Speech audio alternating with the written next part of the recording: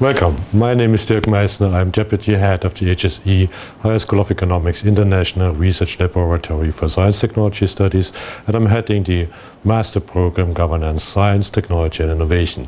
I'm here now talking to you in my function as editor of the working paper series Science, Technology, Innovation Studies, which I'm jointly editing with my colleague Professor Orhan Saritas, who's also with HSE, and with Professor Jutta Günther, who is a chair and a professor at the University of Bremen.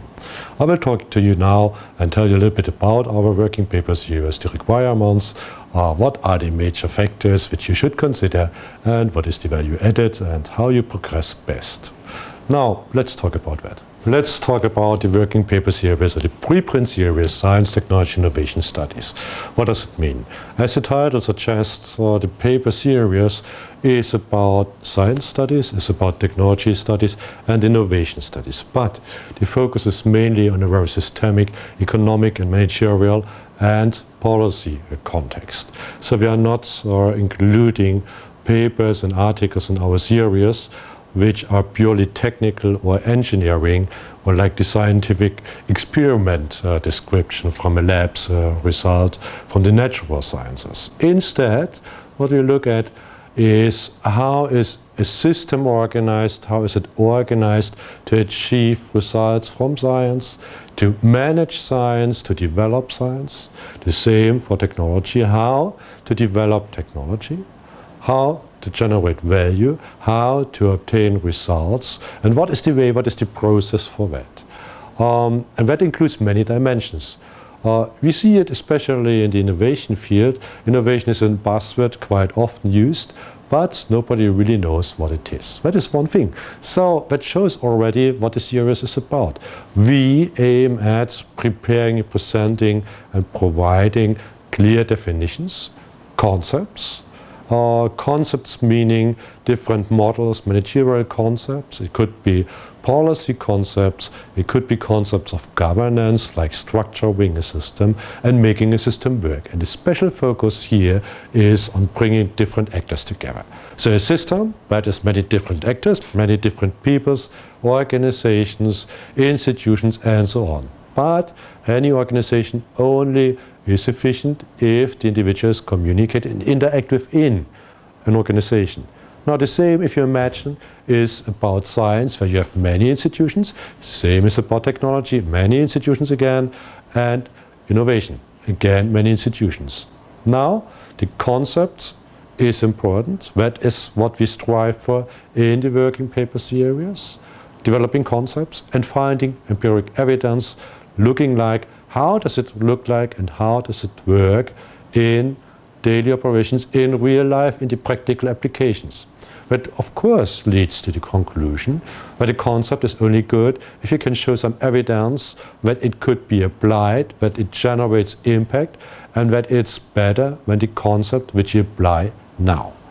That implies also different levels. First, we have papers and articles in the series which deal with questions like how to organize the innovation, the science and technology in a country. That is one thing, like the very big dimension, but it goes to the regional level. How do you organize that at the regional level? How do you set up the framework conditions? What is different policies which are supportive to science, technology and innovation? What is supportive to leverage and to improve the communication between actors, like the linkages between the actors, and at the corporate level, how is a company organizing its procedures in itself? Still, the question is not only for one country like Russia, but the question remains, how do you interact, how do you open that systemic and conceptual thoughts to other countries? Remember, science, technology and innovation is three issues which are not isolated in one country, in one region or in one city only, but which result from interactions at a very global level. How do you encourage, how do you improve and to leverage such global dimensions? That is the basic scope of the series, and from that we see already the target audience. Target audience, that is management, that is economists, that is policy in either real applications like policymakers, like economists, or in banks or companies, or like management in daily operations. At the same time, of course, the scientific approach, the academic audience, our preprint series aims at the first draft, and when you go for some revision and you publish it in the leading international journals. This is our scope, and that is our target audience. And we will have a look in a few seconds what are the basic requirements to meet that ambitious goal. Now, what we could see from the scope and from the target audience of our working papers, it's very ambitious. It means that papers in our series are facing high requirements, and I challenge to get into the series. I don't want to discourage you now, but if you follow some basic standards, then it's quite easy. The issue is, first of all, it all starts with a very convincing title. So the title, if you decide what is the title of my paper, the title needs to be a title and a short sentence, almost a sentence, which gives you a clear indication and a clear message. So, if you formulate your title, the reader has to say the first, okay, that is interesting. There is something interesting in. It should not be any kind of technocratic with a lot of acronyms or something like that. Nobody cares about it. You are well advised at that moment to have a look already. What are other papers? What are the titles of other papers? Don't repeat what is in other papers already. Use some of the most common buzzwords, maybe, yes, but deliver a clear message in one single line. And such that raises the first attention. Secondly, comes to the abstract. We should prepare the abstract no longer than half a page. Sometimes we see abstracts being 1 page, 2 pages, or even 3 pages long. Be honest. Are you reading an abstract 2 or 3 pages? No, you don't. You want to have an abstract half a page. And the abstract, first message, what is the topic about? Second message, now tell me why is that relevant? Why is that something new? And why should the reader be interested? Again, 2 sentences, not more. Following that, you come and to say, because that is so new, now we chose a certain approach, a certain methodology to develop our response to that big problem or that big challenge. That needs to be, again, very short. In the abstract, don't describe that you did 100 interviews or something like that. It's sufficient to say empiric and conceptual work. But don't go into too much detail. Details we'll find in the paper later. Last but not least, in the abstract, give in a very aggregate form, in a very precise, short form, the major conclusions and the recommendations which you develop in course of your paper. That is the very big challenge. Now, what I recommend and what my colleagues also recommend, before you write the working paper or the preprint, prepare the abstract. Do the abstract first. Why I say so? It's the abstract, since it's very short and condensed, it needs to be perfectly well structured to convince any reader.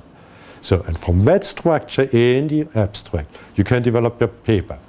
You fix the main conclusions, you fix the major approach, and you convey the main message.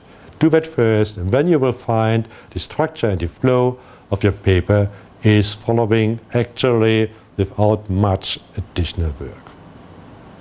Make sure overall in your paper there is a logic flow of arguments. Make sure you don't repeat the same argument over and over again. In addition, especially for some Russian colleagues, what we quite often see is that you insert big figures, very complicated figures, and very long tables. Now, including tables and figures, that is nice and you need to have it. But if you have a long table, insert it in the appendix, not in the main text. So anybody who wants to see the details of some analysis can have a look at the annex and the appendix. And pay attention that in your discussion, in the verbal discussion, in your text, when you write it, you discuss what is written in the table. Don't repeat and say in column 1 we see 25% or such figures. Don't do that. The reader is not stupid. The reader can find it himself. What you can say is, as shown in table 1, for example, we can derive the following conclusions. Or we see the following correlations between that and that and that, which means, and where build the logic. Don't describe the table itself, but describe your interpretation and why you come to certain conclusions from such an overview table or a figure. The same is for figures. Don't describe the figure. We are adults, scientists, and also smart practitioners who understand the figure and the table. Don't read it out to them. We are not in school here.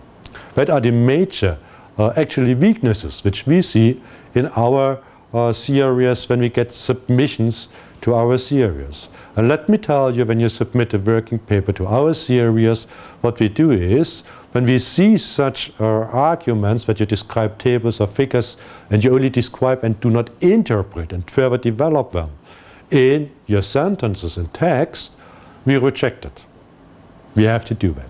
But in any case, after we reject it, it doesn't mean that it's fully lost and it's bad or something like that. But it doesn't meet the standards. You can still revise it and submit it again. We usually give you also some comments what should be changed and improved, but you can go for a revision and a second submission.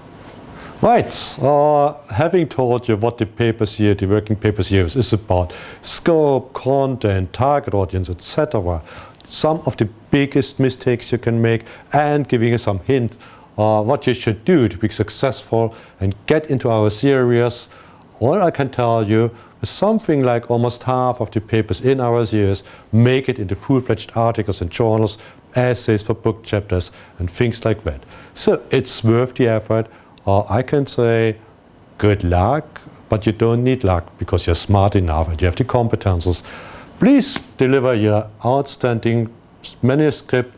We'll be happy to discuss with you further. Talk to you then. Don't hesitate. Call me, send me an email, and things like that. Goodbye.